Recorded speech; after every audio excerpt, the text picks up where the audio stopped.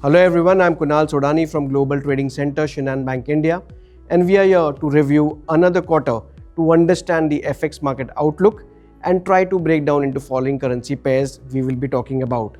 First, let's discuss on the domestic factors. So if we talk about the FPI flows in India, there is a renewed optimism in terms of the flows once again back to India, mainly because first, the firm regulatory reforms by SEBI.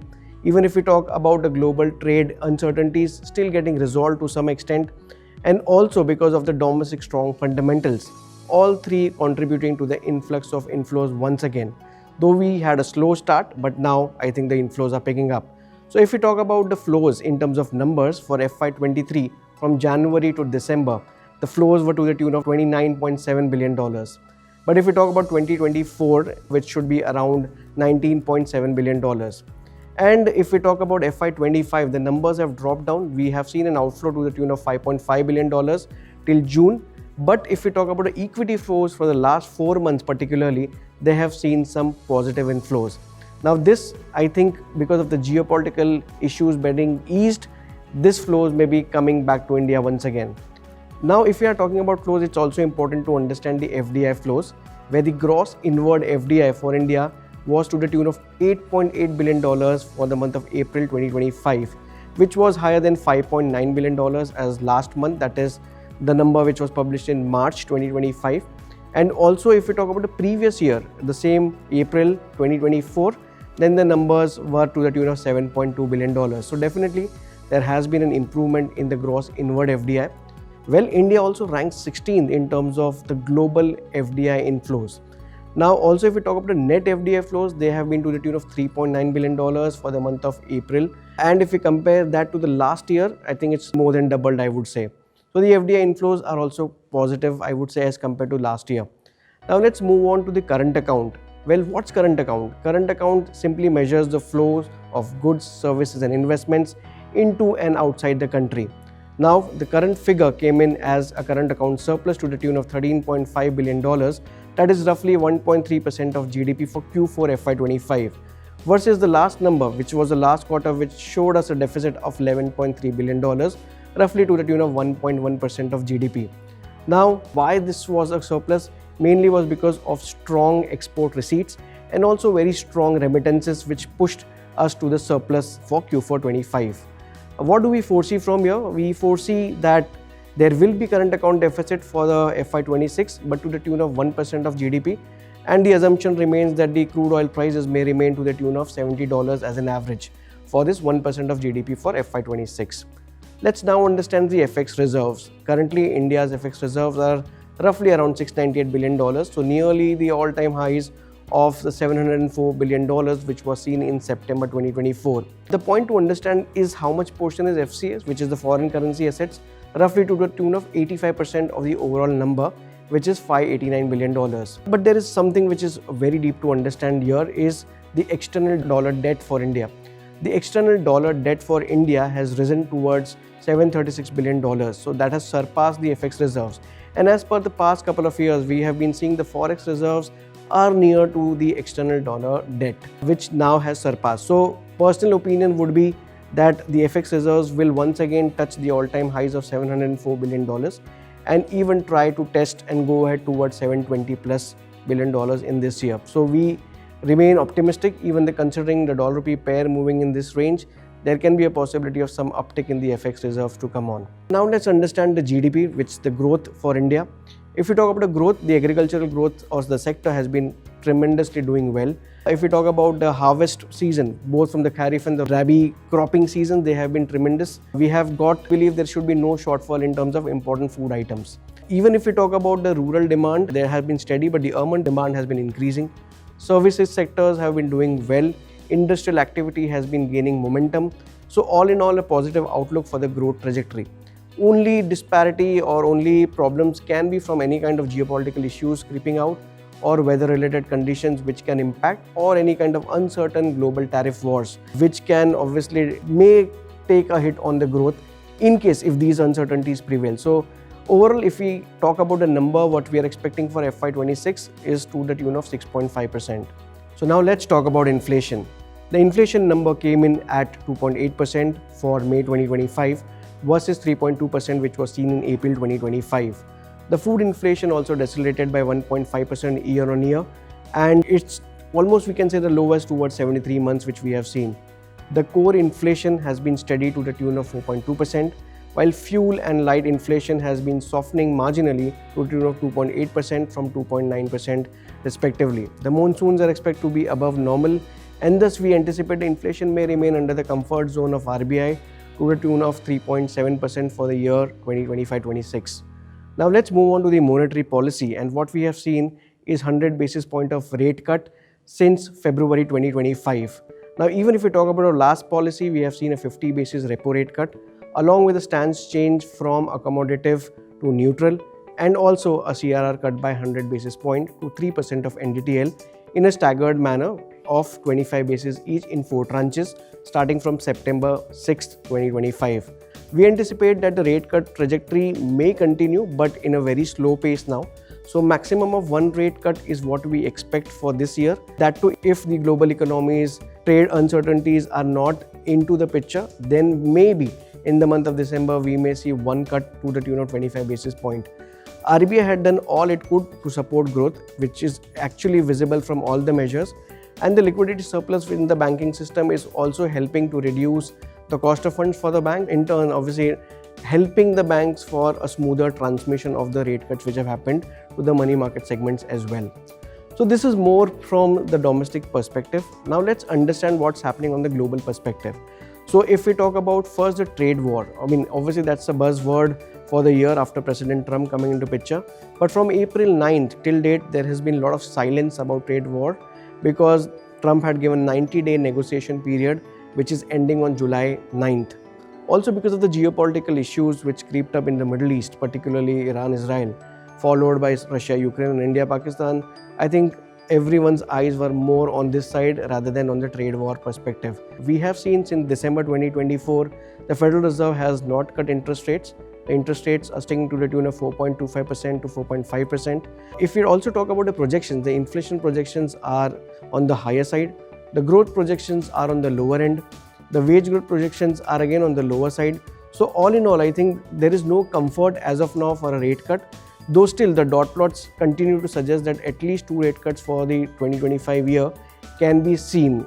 Now it will all depend on the uncertainties which will prevail or come out, or any kind of certainty or sane things which comes out from the global trade war perspective, maybe on July 9th to give some clarity. Now what's happening on the Brent crude prices, because we have seen a lot of movement into the Brent crude prices, almost moving from $80 per barrel to $67 per barrel. Now what's the reason behind it? Obviously one of the major reasons has been the easing of the geopolitical situation in the Middle East that contributed to the sharp fall. Also the second reason now attributed is the oil output hike which is expected into the August OPEC meeting, where there will be further more supply into the system pushing the oil prices lower. So this both have already led the oil prices to sharply correct towards $67 per barrel. But what is the number which is the expectation? The OPEC meeting is expecting an output hike of around 411,000 barrels per day, which was similar to what happened in May. So we anticipate the Brent crude prices to range from around $58.5 per barrel towards the right side, $80 per barrel. If we were also discussing about the Fed policy, it's important to consider what's happening on the dollar index, because dollar index has moved sharply by around 11% lower, and this has been the highest decline since 1973, in the first half declining by 11%. Even the level of 97 breaking happened, I think, after February 2022. So I think these are levels which are seen after a long time. What are the reasons attributed to this fall? Obviously, the higher debt which the US government is having. Secondly, it's about uncertainties on Trump's policies as well as trade policies. Third, it's also about the global central banks moving from dollar as a reserve currency towards other alternatives like gold or any other currency pairs. So there's a shift of demand from dollar. In fact, if we talk about China, China has been dumping US treasuries since a long time, and they are continuing to do so, being the second largest holder of the US debt. So we anticipate the dollar index would remain a bit weak with 94.80 acting as a support. While if we talk about the resistance, the first immediate resistance comes at around 99.80 followed by 102 levels. Now what's happening with the Eurozone? Because it's quite important that dollar index is a formation where 59% roughly is contributed by euro. So it's important to understand the perspective from the Eurozone. Now we have seen 8 rate cuts, almost to the tune of 2% rate cuts we have seen. And now the inflation has also fallen below 2%, which is into the comfort zone. So I think Eurozone may take a breather now for rate cuts for some time. And the maximum anticipation of a rate cut from the Eurozone could be by 25 basis more towards the end of the year. So the broader range for euro-dollar pair, we are anticipating 1.1280 acting as a support, while 1.2010 acting as a first important resistance, followed by 1.22 in case if we are able to see a break of 1.2010. Now let's move to the UK economy. Well, the UK economy, we are seeing the rates to be steady at around 4.25%. Yes, but there are anticipations of a rate cut in the August policy. So the first quarter had a tremendous growth, and starting April, we have seen a sharp decline into the growth from the UK perspective. So there will be a call taken to support growth, and maybe one rate cut can be on cards. Even the wage growth has slowed down a lot in the UK. So that will be a point of consideration even to decide for a rate cut. So let's talk about a GBP dollar technical levels to watch out. 1.32 acts as an important support, and the immediate resistance comes at 1.4005 followed by 1.4180 level. Now let's move on to the Japanese economy. Well, we have seen rate hikes to the tune of 60 basis points in the last 14 months starting March 2024, and now obviously we are seeing a pause of any kind of rate hike. The major point of consideration for Japanese economy is particularly inflation, and within inflation, food inflation, and within food inflation, rice is one of the major component, which is obviously a concern for the food inflation. But we do not anticipate any kind of rate hike from the BOJ, that is Bank of Japan, because for them we understand it is a transitory inflation. It is not a sustainable inflation for them. Thus their rates may prevail at the current juncture only. Well, if we talk about the USD JPY pair, the USD JPY pair, the anticipation remains 138 odd levels acting as an important support, while on the right side we are anticipating 151.50. Well, let's now talk about the most important talk of the town. That's what's happening and what will happen to the dollar rupee pair. We have been seeing sharp volatility into the dollar rupee as well. There has been a difference in the governor first, because the previous governor led the dollar rupee to trade in a very narrow range, maybe a 10 paisa a day. Well, after the new governor coming into picture, we have seen the demand and supply doing the job. Only intervention seen wherever necessary, and it is creating an open market for the players into the market, both speculators as well as for hedgers, to be timely hedged. So it's a good sign, I would say a healthy sign in terms of volatility. But yes, how do one needs to take their hedging positions as an importer or as an exporter is something which we need to watch. First, I'll talk about what is our view. Our view remains for the quarter with 84.20 acting as a support, while 87 big figure acting as one of the major resistances at this point in time. If we talk about importers, I think it's a very good time for importers, because the current drop in the dollar index plus the drop in the oil prices have obviously pushed the dollar rupee pair towards the 85.5 levels. Now these are decent enough levels considering the lower forward premium of 2%, because the forward premiums can start picking up from here, considering if there is a rate cut from Fed in the September month or coming months to come.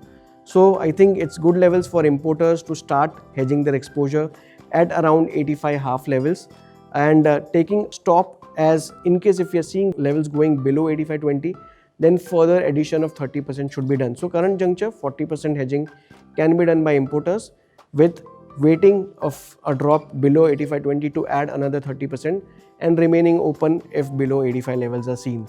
While for exporters, we are anticipating that this is also a right time, as we discussed, that RBI may look forward to build in some reserves at the lower levels, and due to which maybe we may see some kind of bottom in the dollar rupee pair towards 85.20 odd levels.